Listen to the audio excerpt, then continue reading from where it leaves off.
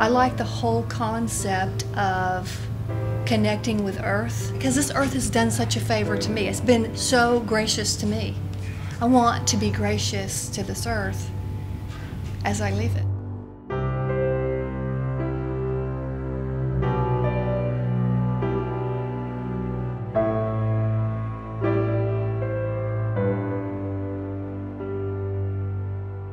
We want to go through a better portal, and we know that there's a connection that we're missing, but we're seeking a broader consensus of our place in the world.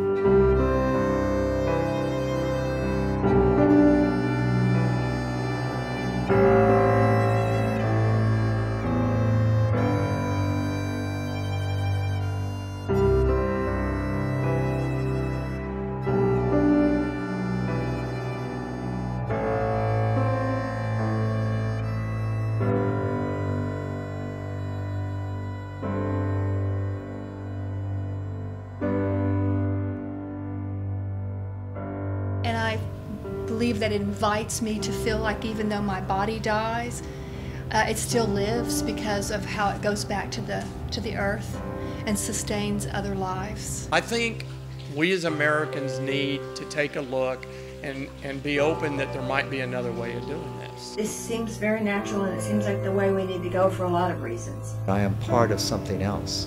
Death is okay.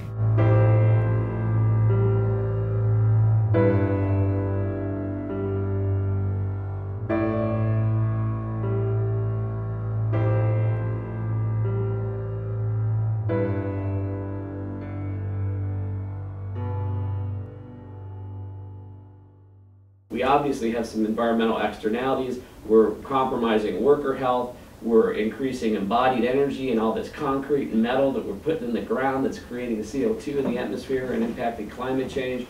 We're creating toxification unnecessarily. So the environmental story is a powerful one. The Worthman Report, which is this industry-wide study that's done every 5 years, says the second biggest reason people choose to cremate is because they think cemeteries are a waste of land. In conventional cemeteries, you can argue that they're not serving as habitat when you have chem lawn and a lack of use of indigenous plants. You're not attracting wildlife. You're not doing the things that could be done. We do a lot of urban design and master planning projects. What about sense of place, and what about creation of sacred space, which is a personal thing of mine. The place I have in West Texas, I'm building a rustic retreat center on that, which is about getting back into nature. Conventional burial just didn't fit in for me. It seems more like what my mother and my parents and their parents had no other alternative to. For me, none of it felt right. With conventional burial, the thing that I see most harmful is just the toxins and the value we put on preserving the body, even though it's 6 feet underground. The money we spend just to preserve that body that no one will ever see again is just astonishing. I would never want to burden my parents spending $5, $10, $15, $20,000 to preserve my body for a day so people can mourn what's not even me. Underlying all of this, really, to me, is that we're a people that are afraid to deal with the whole issue of death.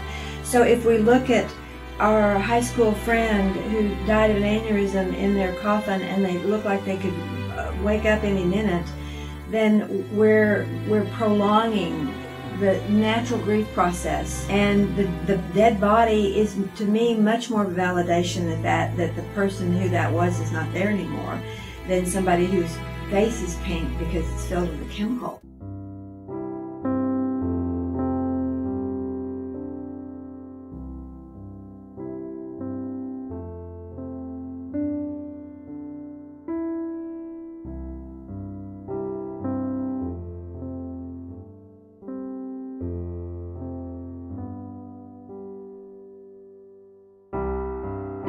For this country, Poland bombing and conventional burial, the way it is today, was born out of the Civil War. When the northern kids came down here and fought and got killed in the South, the families wanted to see their kids one more time before they were laid to rest. When Abe Lincoln, who was really the last of the Civil War casualties, was assassinated, they embalmed him, and they spent months getting him back from the Ford Theater in D.C. to Springfield, Illinois, to bury him in his final resting place. And they stopped on the train in many, many, many cities, and they opened the coffin, and Abe looked just like he did when people saw him in person. So what I believe is it sort of glorified and just made the body preserved exactly the way it was in real life, and it looked asleep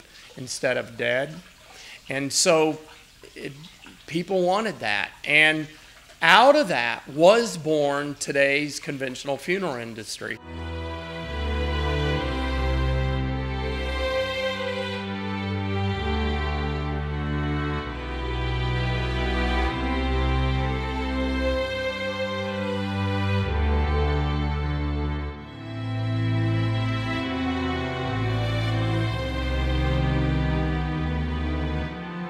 I don't want to make conventional burial wrong. It's what we're doing today in America. What I believe is that there might be another choice. And the other choice might be natural burial.